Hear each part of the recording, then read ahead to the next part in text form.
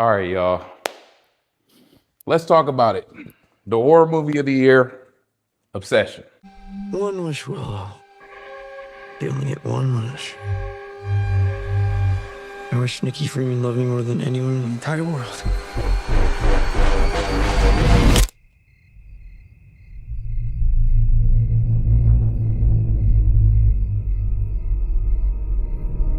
I love you so much.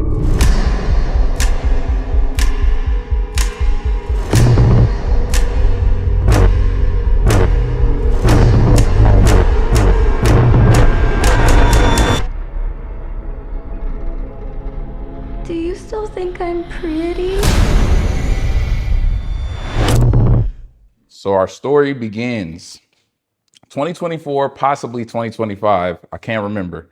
A small indie horror film was making its rounds at TIFF Film Festival. Produced by Curry Barker, directed by Curry Barker, a small YouTuber who you might know from Cereal and Milk. I think that would be the only thing you guys would know him from prior to Obsession. This movie went on to garner over $440 million at the global box office, made on a $750,000 budget. So once again, proven horror is king. We are not here to discuss the accolades of Obsession. We are here to discuss the main villain, the antagonist of the film, Bear, aka Bear Cosby. Curry Barker, you slick, bro. You a slick guy, man. Because when you first watch this movie, the beginning of this film, Bear is a character you root for. You know, we're introduced to him at a diner, a scene where he is professing his love to our other main character, Nikki. You're the only person that I've ever... Sorry, this is weird. I don't talk like this. No, it's okay. I feel like I'm coming apart. I think about you all the time, Nikki. You're in every song I listen to. You were the only person that was nice to me when I moved here. I thought maybe...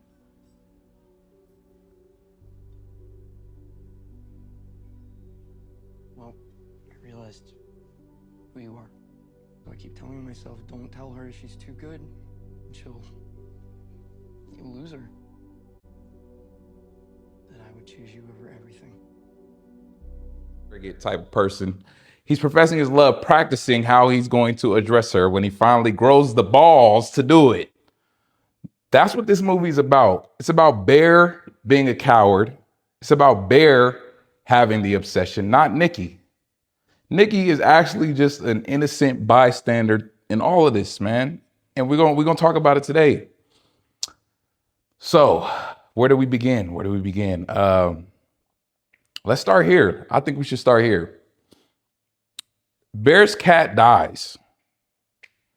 He comes home and sees that his cat has gotten his grandmother's meds, RIP to his grandma as well, who Nikki might be obsessed by the grandma or the cat, but that's something for another video. We'll talk about that another time.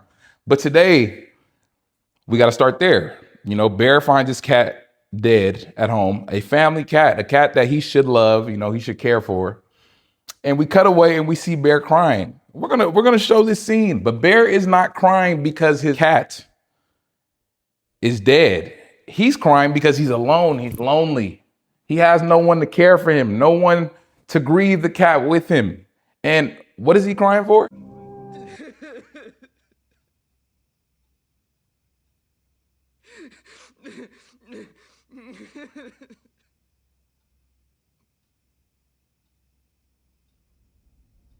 Why can't you?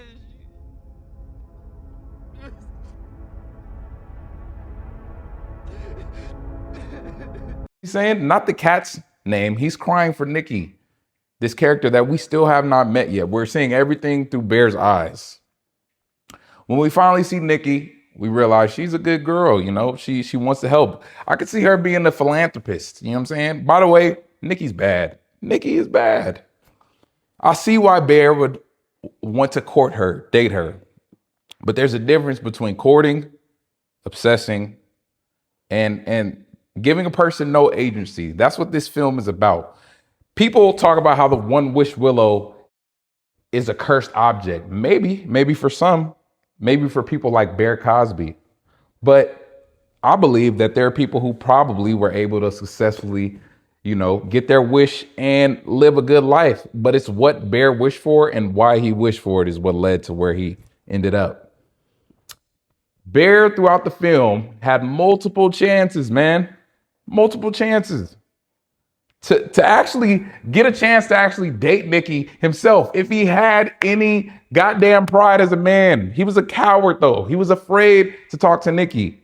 He got me rocking back and forth in my chair because this guy, man, he's the cause for everything. He's the reason everyone dies.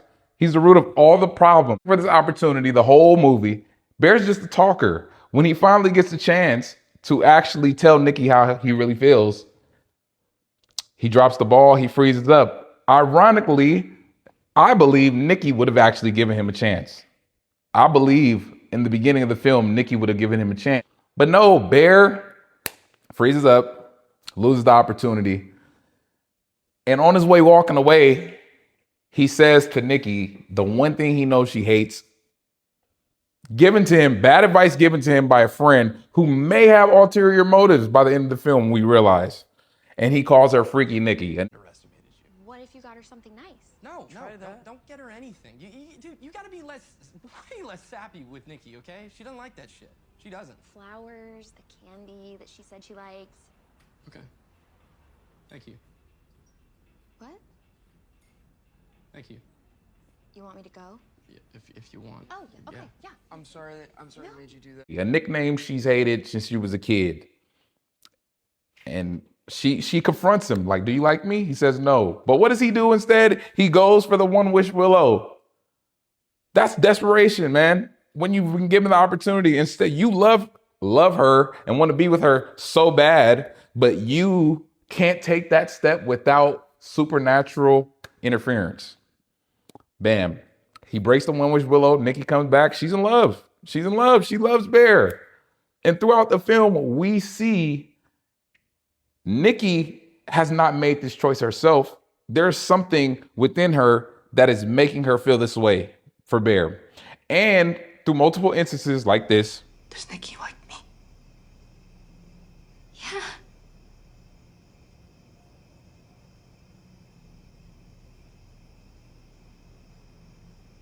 I'm your Freaky Nikki. and like this. I love you too. Thrill me! What the fuck? Nikki, stop! Oh my God! Stop, please! Nikki, you're scaring me! Don't be scared, baby. Don't be scared. I would never hurt you. I'm sorry. Stop! Nikki, you're scaring me! We will see that Bear actually knew. Bear knew that Nikki was not herself. She was not making this choice. This is why I call him Bear Cosby. They haven't worked anything out for themselves. It's my barbecue sauce. Your barbecue sauce. My barbecue sauce. Haven't you ever noticed after people have some of my barbecue sauce, after a while when it kicks in, they get all huggy-buggy? He's doing the Bill Cosby thing, man. He's taking away her autonomy. And he is modeling this image of Nikki as what he's in love with, not her actual self, not her true self. There's other scenes where Nikki basically tells him, I'm trying to be Nikki. Once she says things like that, you should know, bro, she has made a choice. She has not been given a choice, actually. Friends are concerned. You know, the other guy, I think his name was Evan, whatever his name was. And throughout the film, we see friends are becoming concerned. Nikki is displaying weird obsessive behaviors, which is why I believe the director is a genius for this film. He turns the film on its head. You believe Nikki's the one obsessed until we find out by the end that it's actually Bear. Actually, Bear is the one who's willing to go to the furthest, most fucked up levels to keep Nikki as his object, not as his partner. We also see Bear throwing away his cat in the trash, his family cat. To me, that shows that he doesn't love things. He obsesses over them. He wants the idea of them. He doesn't want the real them. It's a sad story. Honestly, I believe Bear is an incel. He is a future incel ready to do some damage on society because he allows his loneliness to dictate his decisions. Not a good guy, man. Not a good guy. And throughout the film, you know, when I've seen this movie multiple times, people that I've seen this with, they start off with the same idea. Bear's a good guy. Oh, he's just every man. He just wants to find the girl of his dreams. Until we realize that he's willing to let Nikki burn. Y'all remember the phone call? Let's see. Okay, then I would like to cancel. You'd like to file a cancel request? Yes, a cancel request. We don't really do that. What? He's just fucked forever? Well, yeah, I mean, as long as you live. As long as I live? I mean, when you die, the wish will go away. You're sure there's nothing else I can do? Yeah, I mean, as long as you live.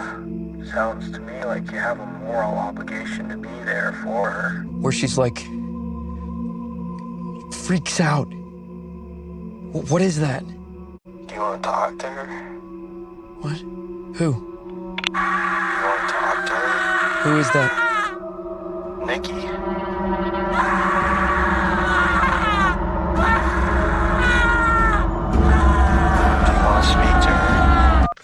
The phone call. Bear is talking to the One Wish Willow line, trying to figure out how he can fix the wish. The guy tells him that there's no fixing it.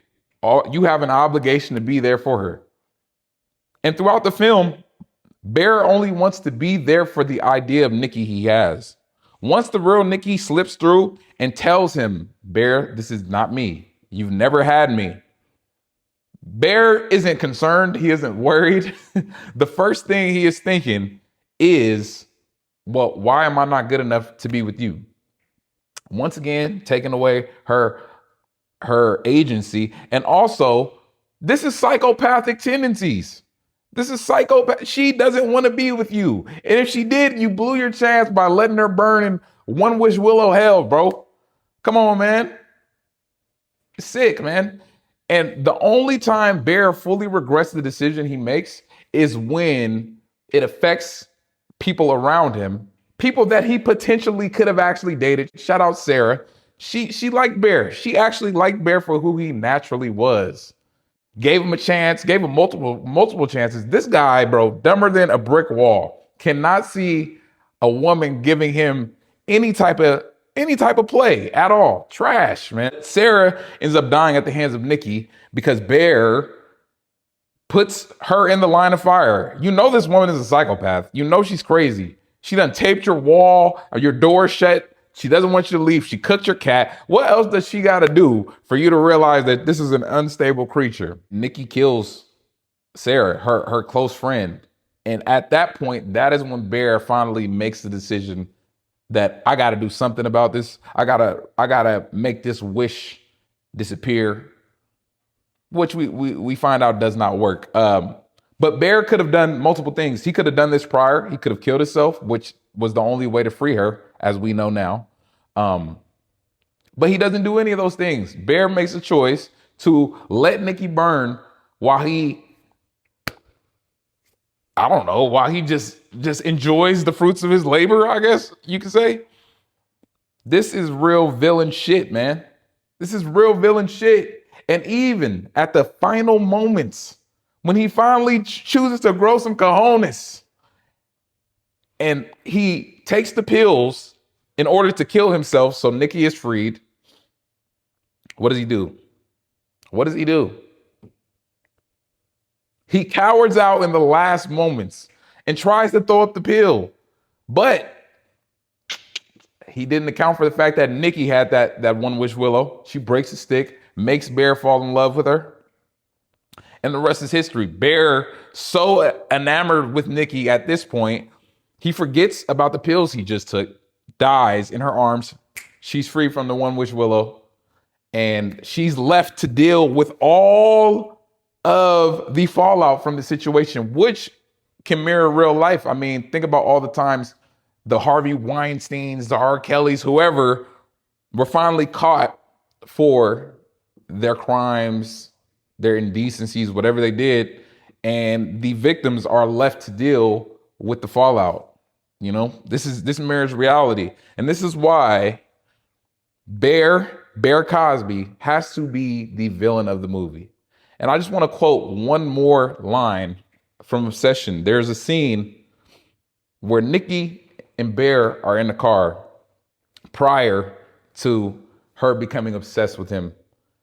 And they're talking about this book that she's going to create. And she says the love story. And Bear asks, is a romance and a love story the same thing? Aren't they the same thing?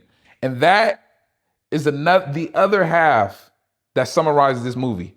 A love story does not always mean we're both in love. A love story does not always mean it ends in happiness. Shakespeare, Romeo and Juliet, Othello, these are love stories that all end in tragedy. And if you ask me, our new Shakespeare story, Obsession. Gone.